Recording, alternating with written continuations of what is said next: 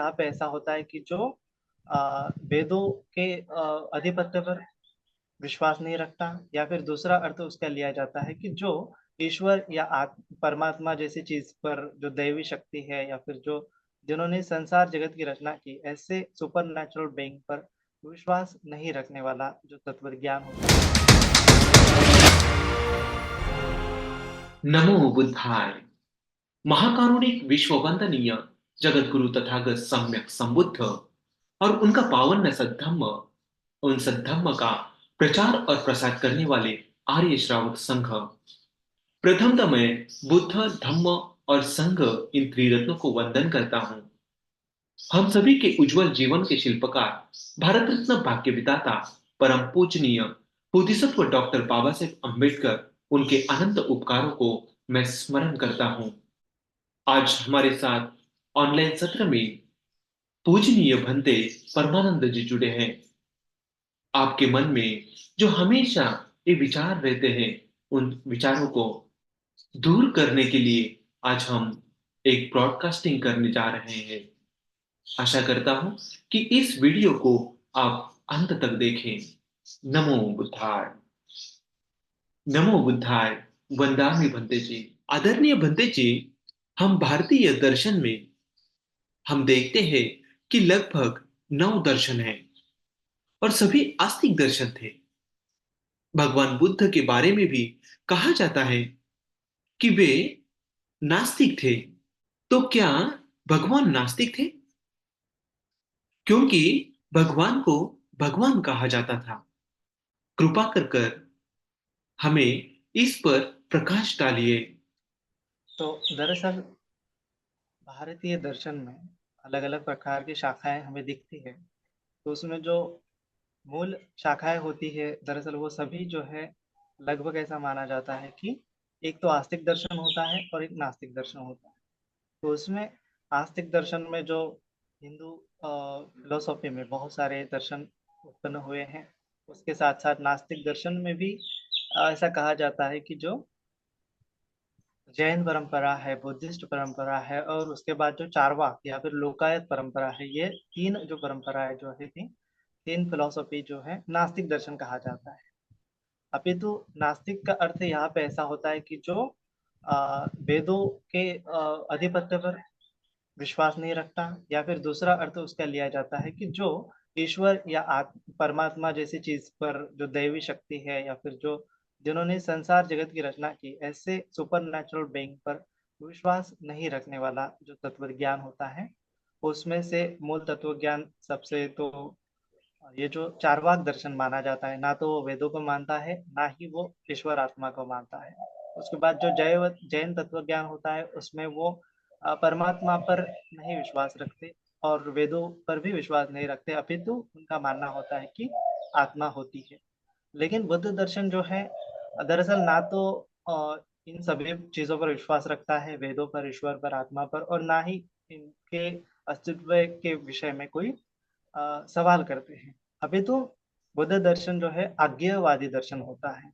मतलब कि ये सृष्टि कहाँ कैसे उत्पन्न हुई, किसने उत्पन्न की, आत्मा कौन है, परमात्मा कौन है, इस प्रश्नों को साइड में रखते हुए बुद्ध दर्शन अपना इस व्यवहारिक जगत में जो दुख है, दुख के कारण है, उसको मिटाने का मार्ग भगवान बुद्ध बताते हैं। और इस मुक्ति के मार्ग में ना तो हमें किसी ईश्वर की आवश्यकता है, ना तो किसी आत्मा की, ना तो किसी परमात्मा की, ना तो किसी मत मान्यता की। केवल हमारी दृष्टि है, केवल हमारी बुद्धिमत्ता है, हमारा मन है, उस पर जो बुरे विचार है उसको हटा देना ही बुद्ध का दर्शन है।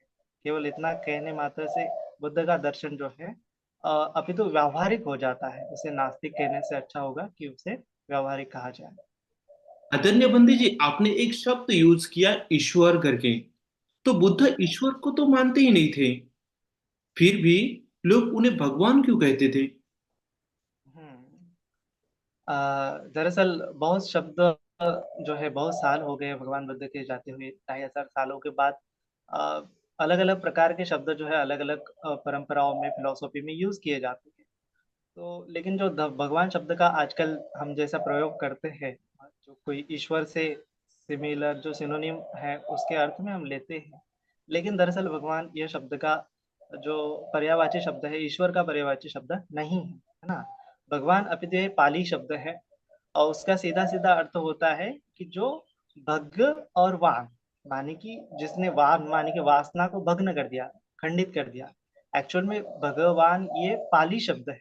उसको संस्कृत में ट्रांसलेशन करेंगे तो भग्नवान करना चाहिए, है ना? लेकिन ऐसा नहीं होता है ना?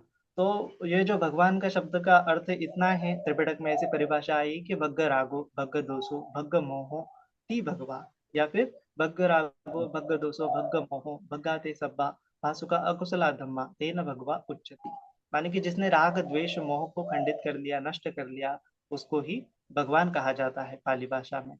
अभी तो यह ईश्वर के समानार्थी शब्द नहीं है। ईश्वर का मतलब जो जिस सृष्टि करता है, अलमाइटी है, जो इस जगत को नियंत्रित करता है, इस अर्थ में भगवान शब्द का प्रयोजन बिल्कुल भी नहीं है। तो ऐसा हमें समझना चाहिए कि भगवान अलग शब्द है, ईश्वर अलग शब्द है, गॉड अलग शब्द है ना। गॉड और ईश्वर समानार्थी शब्द है। भगवान का अगर उसका इंग्लिश में ट्रांसलेशन करेंगे तो जो राइटियस वन है ना, मतलब जो परफेक्ट वन है, राइटियस वन है। तो राइटियस वन कौन है कि जिसने अपने राग, द्वेष, मोह को खत्म कर दिया, वो हमेशा राइटियस ही होगा, अच्छा ही होगा, सम्यक ही होगा। इस प्रकार से भगवान इस शब्द का प्रयोग किया हुआ। तो आपका मतलब है कि भगवान और ईश्वर ये दोनों अलग चीज है, राइट? बिल्कुल, अलग बिल्कुल। अलग कंसेप्ट है। बिल्कुल, बिल्कुल। जी जैसे जी। क्या होता है कि भगवान बुद्ध का जो धम्म है, हम देखते हैं 2500 साल पहले की बात है कि पूरे भारतवर्ष में फैला था। भारत ही नहीं, अभी तो जो ईस्टर्न वर्ल्ड है, उसमें भी भगवान बुद्ध का शब्द धम्म जो है, भगवान बुद्ध के भिक्षु थे, भगवान बुद्ध के भिक्षु प्रचार प्रसार करने वाले थे, तो पूरे विश्व में फैला था। जैसे सम्राट अशोक के समय की बात है कि जो उनका जो धम्म प्रचार प्रसार का कार्य था, वो ग्रीक और इजिप्ट देशों में भी हमें क्या मिलते हैं, सम्राट अशोक के बुद्धिज्म मूर्तियां जो थी, वो मूर्तियां भगवान बुद्ध की आज हमें अभी भी मिलती है। तो पूरे विश्व में बुद्धिज्म फैल रहा था। तो इसके चलते क्या हुआ था कि बुद्ध जो है बुद्धिस्ट फिलोसॉफी के मतलब शास्त्रा है, निर्माण करता है, तो उनको हम आदर से भगवान कहा जाता था कि जो बुद्धि सभी बुद्धिस्ट लोग जो है भगवान को एक ऊंचा स्थान देते थे। तो बाकी के जो फिलोसोफर है वो भी अपने जो ऊंचे शास्त्र है उनको भी फिर अपने नाम से भगवान के नाम से जाने जाने लगे थे। जैसे वर्धमान महावीर है, उसमें तो भगवान नाम का कंसेप्ट भी नहीं है, फिर भी आगे चलकर भगवान उनको भी भगवान महावीर कहने जाने लगा, है ना। तो ये बहुत सारे शब्द जो है बुद्धिस्ट परंपरा से मिलते हैं। जैसे जो भगवान बुद्ध की मूर्तियां होती थी, तो मूर्तियां बहुत जगहों पर पाई जाती थी सम्राट अशोक के समय में। तो जब जो इस्लाम शासन करते थे या फिर इस्लाम आक्रमण करते थे, वो भी क्या करते थे कि ये मूर्तियों को तोड़ते थे। तो जो मूर्ति का उनको सिनोनिम एक शब्द गढ़ा है, बुद्ध, है ना। बुद्ध का माने कि मूर्ति, मूर्ति का मतलब ही क्या हो गया अभी, बुद्ध हो गया, बुद्ध हो गया। बुद्ध तो प्रोनाउंसिएशन नहीं कर पाते थे, लेकिन वो अभी बुद्ध बोलते हैं। अभी भी जो अरेबियन लैंग्वेज वगैरह है, तो उनमें हमें ये बुद्ध शब्द मूर्ति का समानार्थी शब्द दिखाई देता है, लेकिन वो दरअसल बुद्ध से ही बुद्ध बना है। ऐसे ही भगवान, ये जो शब्द है भगवान के एक अच्छे से एक मतलब शास्त्रा, एक गुरु, एक उपदेशक, एक महान उपदेशक इसके नाम से जाना जाता था। तो बाकी के संप्रदाय के लोग समझते थे कि हमारे भी जो गुरु आचार्य है वो भी महान है, तो इसीलिए वो उनको भी भगवान शब्द प्रयोग करने लगते थे। तो इस प्रकार से भगवान शब्द का अर्थ जो है बाद में बदलने लगा। आदरणीय बंदी जी, अभी मैंने एक सुना कि आपने बोला कि धम्म, तो धम्म और धर्म एक ही शब्द है कि अलग अलग शब्द है? वैसे तो देखा जाए तो धर्म धम्म जो शब्द है पाली भाषा का शब्द है, और उसको अगर संस्कृत या फिर हिंदी किसी अन्य भाषा में ट्रांसलेशन करेंगे, मराठी में, तो उसका अर्थ हो जाएगा धर्म। प्राकृत भाषा में भी धम्म धम्म को धर्म कहा है। तो धम्म और धर्म आमतौर पर एक ही शब्द है। उन जमाने में आमतौर पर एक ही शब्द प्रयोग हुआ करता था। लेकिन आज जो है धर्म शब्द का जो प्रयोग मिलता है हमें, कि जो सांप्रदाय या फिर किसी मत मान्यताओं का चिपकाव धर्म शब्द प्रयोग किया गया है। लेकिन धर्म का अर्थ इतना था कि जो मन होता है, मन जो चीज ग्रहण करता है उसको धम्म कहा जाता था उन दिनों के भाषा में, या फिर धर्म कहा जाता था। प्राकृत भाषा में भी धर्म शब्द मिलता है। तो ये धर्म शब्द आज जो है विपरीत ढंग से लिया जाता है कि ये क्रिश्चियन धर्म है, मुस्लिम धर्म है, इस्लाम धर्म है, बौद्ध धर्म है। अभी तो धर्म का शब्द प्रयोग उन दिनों में क्या किया जाता था कि जो तत्व ज्ञान है, दुख क्या है, दुख मुक्ति का मार्ग क्या है, इस प्रकार से जो मन जानता था, मन उस ज्ञान को पाता था, तो उसको धर्म कहा जाता था, है ना। और धारयति धर्म मतलब कि जो धारण करता है, कौन धारण करता है, हमारा चित्त धारण करता है, इस हिसाब से धम्म होता है। तो इस धर्म शब्द के भी वही हाल हुआ है जो बाकी शब्दों का हाल हुआ है, भूत, भगवान या फिर अन्य कोई शब्द है तो उसका भी उसी प्रकार से प्रयोजन हुआ है। आदरणीय बुद्धि जी, जैसे कि आपने बोला कि अध्यात्म एक शब्द आया, ठीक है। अध्यात्म शब्द का क्या प्रयोजन है बुद्धिज्म में? और जबकि बुद्ध तो आत्मा को मानते नहीं थे। हाँ, ये भी यहाँ पे तो अभी सूक्ष्म है। हम बुद्धिस्ट फिलोसॉफी के अंदर अगर जाएंगे तो बुद्धिस्ट फिलोसॉफी के अंदर अगर जाएंगे तो डीप में हमें ये अध्यात्म शब्द भी मिलता है ना। अभी वही कंसेप्ट है कि जो धर्म शब्द का हाल हुआ है, भगवान शब्द का हाल हुआ है, अध्यात्म शब्द का भी 2,500 सालों में अलग से हाल हो गया है। आज हमें अध्यात्म शब्द से मिलता है कि जो ईश्वर आत्मा को संशोधन, ईश्वर आत्मा को पा लेना ही अध्यात्म है, उसके संदर्भ में बातें करना अध्यात्म है, ये अध्यात्म शब्द का अर्थ बन चुका है। लेकिन पाली भाषा में अगर अध्यात्म का शब्द जानेंगे तो इति अज्जतंग, है ना। अज्जतंग माने कि अपने अंदर, है ना। अज्जतंग अंदर, अपने खुद के अंदर देखना, अपने अंदर संशोधन करना, अपना अनुसंशोधन करना, अनुसंधान करना कि मैं क्या हूँ, मैं कौन हूँ, है ना। तो अंदर मरने की क्या है कि मेरी शरीर क्या है, मेरा मन क्या है, मेरा चित्त क्या है, मेरे विकार क्या है, इस प्रकार से ये जो मेरे विकार मैं कह रहा हूँ, ये क्या सच में मैं हूँ। तो इस चीजों का संशोधन करना ही क्या है कि अध्यात्म शब्द है ना, खुद के अंदर। जैसे भगवान बुद्ध ये शब्द यूज करते हैं, जैसे अत्त दीप भव, तो वहां पे अत्त माने कि आत्मदीप भव, इस शब्द में ट्रांसलेशन करेंगे तो आत्मा द्वीप भव इस प्रकार से होता है। लेकिन वहां पे भी ये जो आत्म शब्द प्रयोग किया है, मैं शब्द प्रयोग किया है, ये केवल और केवल व्यावहारिक व्यावहारिक दृष्टिकोण से किया हुआ है ना। आत्म शब्द आत्मदीप भव मतलब कि हम खुद, मैं, है ना, मुझे एक जिम्मेदारी लेनी है, मुझे कुछ तो भी करना है।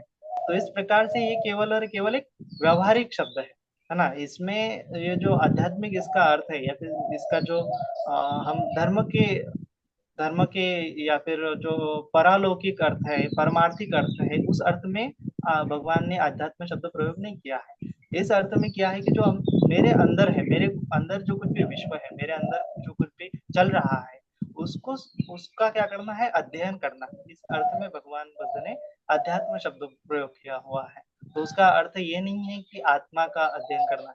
तो एक, अगर उसको भी देखेंगे कि जो मैं हूँ, मेरा है, ऐसा मुझे लग रहा है, उसका भी अगर संशोधन करेंगे तो अल्टीमेटली हम देखेंगे कि बुद्ध कहते हैं कि आत्मा नाम की चीज एग्जिस्ट ही नहीं करती, आत्मा नाम की चीज होती ही नहीं हमारे अंदर। हमारे अंदर तो केवल हमारा शरीर होता है, हमारा मन होता है, मन पर विकार उठते हैं, मन आसक्त होता है, मन लिप्त होता है, दुखी होता है, सुखी होता है। तो इन सभी प्रोसेस का अध्ययन करना ही क्या होता है, अध्यात्म ये शब्द प्रयोग है। अभी ये अध्यात्म शब्द प्रयोग क्या, इससे भी हमें सिमिलरिटी मिल सकती है कि अभी जैसे हम देखते हैं कि जो आजकल साइंटिफिक स्टडीज होती है ना, बायोलॉजी है या फिर डॉक्टर जो है क्या करते हैं, शरीर का संशोधन करते हैं, है ना। तो शरीर का संशोधन करते वक्त वो क्या करते हैं, वो शरीर को चीरफाड़ करते हैं, देखते हैं अंदर क्या है, हार्ट कैसा है, लिवर कैसा है, इंटेस्टाइन कैसा है, इस प्रकार से वो शरीर का संशोधन करते हैं। लेकिन वो जो शरीर है वो क्या होता है, क्या उनको खुद का होता है ना, वो शरीर उनका खुद का नहीं होता है। लेकिन फिर भी वो संशोधन कर रहे हैं, अनुसंधान कर रहे हैं कि इस शरीर के भीतर क्या है ना। तो ये शरीर क्या है, वो शरीर के बाहर अनुसंधान कर रहे हैं, उनका खुद के शरीर के ऊपर अनुसंधान नहीं कर रहे, संशोधन नहीं कर रहे, वो दूसरों के शरीर के ऊपर संशोधन कर रहे हैं। वो भी किस चीज से संशोधन कर रहे हैं, कुछ तो भी इक्विपमेंट है ना। जैसे ये जो सूक्ष्मदर्शी यंत्र है और कुछ तो भी मशीन है, एमआरआई वगैरह वगैरह, इन चीजों का यूज करके वो संशोधन कर रहे हैं। लेकिन आध्यात्म माने कि खुद का अध्ययन कैसे करना है, कि खुद की बुद्धि से, खुद के अनुभव से जानना है ना। और खुद को ही जानना है, ना कि दूसरे के शरीर को जानना है, ना कि दूसरे के मन को जानना है। हाँ, उससे एक दूसरे के मन से जानेंगे, दूसरे के व्यवहार से हम सीख सकते हैं। लेकिन उसको खुद के अंदर देखना कि ये जो व्यक्ति जो है, समझो कोई व्यक्ति क्रोध कर रहा है, तो देखते हैं हम उसके चित्त में क्रोध उत्पन्न हुआ और उसने ये कार्य करा, किसी को मारा पीटा। तो क्या ये जो है, मैंने जाना कि क्रोध क्या है, बुरी चीज है, दूसरों के लिए बुरी चीज है, मेरे लिए भी बुरी चीज है, मैंने जान तो लिया। लेकिन खुद का अध्ययन किया कि क्या मेरे भीतर क्रोध उत्पन्न होता है कि नहीं, मेरे चित्त में क्रोध उत्पन्न होता है कि नहीं, किस प्रकार से ये विकार मुझे परेशान करेगा, मुझे दुख की खाई में लेता चला जाएगा। तो ये खुद के अनुभव से, खुद की बुद्धिमत्ता से, खुद के शरीर और मन का अध्ययन करना ही अध्यात्म शब्द है। यानी तो इस मेरे प्रकार। बारे में ऐसे सोचना, अनुसंधान करना कि क्या मैं कौन हूँ, मैं कहाँ से आया हूँ, मेरी उत्पत्ति कहाँ से हो गई, ऐसे स्वयं के बारे में जानना। नहीं, अभी तो स्वयं के बारे में का अर्थ है कि जो अभी मेरे भीतर चल रहा है ना, हाँ। अभी मेरे भीतर चल रहा है, इसको ही जानेंगे हम, वर्तमान में जो कुछ भी चल रहा है उसमें जानेंगे, है ना। बहुत सारी फिलोसफी इसी में उलझ रही है कि ये मैं कौन था, मैं कहाँ से उत्पन्न हुआ, पास्ट लाइफ में मैं क्या था, भविष्य में मैं क्या रहूंगा, मरने के बाद क्या होगा मेरा। इस प्रकार से ये विचिकित्सा है, बुद्ध उसको कहते हैं कि विचिकित्सा है। ये प्रश्न सुलझेंगे नहीं, ये प्रश्न कुछ काम के है ही नहीं, है ना, क्योंकि ये ऐसा भी भ्रम पैदा करने वाले ऐसा प्रश्न भी है। प्रश्न उत्पन्न होता है कि मैं मरने के बाद कहाँ जाऊंगा। हाँ हाँ हाँ। ये अभी असल तो में हमेशा प्रश्न उत्पन्न होता है। बिल्कुल बिल्कुल, बहुत सारे जो आजकल लोग देखते हैं कि मरने के बाद में क्या होगा, इस मरने के बाद कैसा होता है, किस लोक में जाते हैं, इन बातों का विवेचन करने को अध्यात्म कहते हैं। लेकिन भगवान बुद्ध साफ साफ कहते हैं कि इन बातों से तुम्हें कुछ मिलने वाला नहीं है, ये अध्यात्म नहीं है। अध्यात्म तो इस वर्तमान में होगा, है ना। वर्तमान में हम जानेंगे कि मेरे भीतर क्या हो रहा है, मेरे शरीर के भीतर क्या हो रहा है, मेरे मन के भीतर क्या हो रहा है। और वर्तमान में जब हम अनुसंधान करेंगे तही तभी हमें क्या होगा, कुछ ना कुछ अच्छे से उसका कार्य और कारण भाव समझ में आ जाएगा। अगर भविष्य के बारे में हम सोचते रहेंगे तो हमें कार्य कारण भाव नहीं समझ में आ जाएगा। जैसे एखादा जो साइंटिस्ट है, एखादा जो वैज्ञानिक है, वो क्या करता है कि वर्तमान में प्रक्रिया को समझता है। जब हम वर्तमान में प्रक्रिया को समझेंगे कि ये जो चीज है किस प्रकार से कार्य करती है ना, वर्तमान में हम भौतिक के नियम, ये विज्ञान के नियम खोज निकालते हैं, है ना, वर्तमान में उसका अध्ययन करते हैं, ना कि भविष्य में कैसे थे, भविष्य में कैसे होंगे, भूतकाल में कैसे थे, इस प्रकार से वो चिंतन मनन करता नहीं। थेरी होती है, लेकिन वो थेरी से हम प्रैक्टिकल कुछ नहीं कर पाते। जो जी। प्रैक्टिकल चीज है वही हमारे काम की होती है ना। तो बिग बैंग हुआ कि नहीं, ये चीज हमें चंद्रमा पे नहीं पहुंचाएंगे। चंद्रमा पे हमें कौन सी चीज पहुंचेंगी कि ये गुरुत्वाकर्षण क्या है, अभी कैसे चीजें ऊपर जा रही है, नीचे जा रही है, रॉकेट कैसे उड़ता है, इसका वर्तमान में हम संशोधन करके ही कुछ ना कुछ तो पा सकते हैं, है ना, इस जगत के परे जाने की मतलब अनुभव कर सकते हैं। लेकिन केवल सोचने मात्र से भविष्य में हुआ, भूतकाल में हुआ था कि नहीं हुआ था, कैसा था क्या था, भविष्य में कैसा होगा क्या होगा, तो इस प्रकार से ये मेरे खुद के भीतर भी जानेंगे तो हमें आंसर मिल भी गए तो क्या हो जाएगा, विचिकित्सा रहेगी, उससे हम प्रैक्टिकल नहीं कर पाएंगे, हमारे मन के भीतर के जो राग द्वेष मोह है वो नहीं निकल पाएंगे। तो भगवान बुद्ध ने साफ साफ तौर पे बताया है कि हमें तो केवल खुद का अनुसंधान करना है ना। इस प्रकार से एक कहानी चली आती, बहुत ही सुंदर कहानी है, कि एक समय क्या होता है, भगवान हमेशा उदाहरण देते हैं कि एक समझो एक जंगल में कोई जा रहा है ना, और जंगल में एक आधा व्यक्ति जा रहा है। अभी तो क्या होता है कि उसको जंगल में जाते वक्त एक तीर लग जाता है ना, जैसे बाण या फिर भाला या फिर तीर लग जाता है और उसके दिल में लग जाता है। अभी तीर लग जाने से क्या होता है, वो एकदम दुखी होता है, एकदम कष्टी होता है, एकदम व्याकुल होता है, उसको दुख दर्द होता है।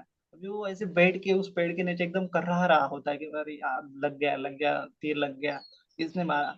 अभी कोई वैद्य उस समय आता है कि या फिर कोई अन्य इंसान आता है और उसका तीर निकालने की कोशिश करता है कि उसको तीर निकाल दूं, कि उसको तो बहुत सारी यातना हो रही बेचारे को। लेकिन जो तीर लगने वाला इंसान है वो अगर कहेगा कि नहीं, ये तीर पहले मत निकालो, अभी मुझे पहले ये बताओ कि ये तीर मुझे किसने मारा, है ना, वो व्यक्ति कौन था, वो क्या शिकारी था, उसने मुझे जानबूझकर मारा, या फिर मेरा वैरी था, कोई राजा था, मुझे बताओ कि ये तीर किसने मारा है। तो वो वैद्य वैद्य बोलेगा या फिर दूसरा इंसान बोलेगा, अरे भाई इसको निकालने दो, तो इस ये जो तीर निकाल लेंगे, उसके बाद तुम्हारा दुख कम कम होता जाएगा, उसके बाद हम चर्चा करेंगे। लेकिन वो कह रहा है कि नहीं, मुझे पहले बताओगी, है ना, मैं मतलब ये तीर कहाँ से आया, किस चीज से बना है, किसने मारा मुझे, और जो मारने वाला है वो मुझे माफी मांगेगा कि नहीं, इस प्रकार से उस प्रकार से। अगर ये चर्चा में अगर हम फंस जाएंगे, है ना, भूतकाल में मैं क्या था, भविष्य काल में मैं क्या होऊंगा, किस प्रकार से मेरी उत्पत्ति हुई, किस प्रकार से नष्ट होगा, इस बातों में अगर हम उलझ जाएंगे तो हम कभी भी इस दुख से मुक्त नहीं हो पाएंगे, है ना, वो तीर लगने वाले इंसान के समान। इसलिए भगवान बुद्ध ने बोला है कि तुम दुखियारे हो, है ना, दुख का आर्य सत्य भगवान ने बताया है। तो उस दुख का कारण तुम्हारा मन है, वर्तमान में तुम्हारा मन है। वर्तमान में तुम्हारे अंदर अंदर लोभ द्वेष मोह उत्पन्न हो रहा है, वही तुम्हें दुख कर रहा है, ये तृष्णा तुम्हें दुख कर रही है। इस तृष्णा को तुम हटा दो, है ना, तृष्णा को हटा दो, उसके बाद तुम्हारे जीवन में दुख नहीं रहेगा। ऐसा अगर तुम अनुभव करते हो, अनुभव से जान सकते हो और दुख से छूट सकते हो, तो क्यों तुम चर्चा में उलझ रहे हो कि भूतकाल में क्या था, भविष्य में क्या था। तो इस प्रकार से बहुत सुंदर ही भगवान जो है हमें उत्तर देते हैं कि ये सभी बातें क्या है, हमें गुमराह करने वाली है, इससे हम प्रैक्टिकल कुछ भी नहीं पा सकते। जी जी, आदरणीय बंदे जी। आदरणीय बंदे जी, आपको बहुत बहुत साधुकार, परियति धम्म के ओर से आपको बहुत बहुत साधुकार करते हैं। नमो बुद्धाय। वंदामि बंदे जी। साधु साधु साधु। सभी का मंगल हो।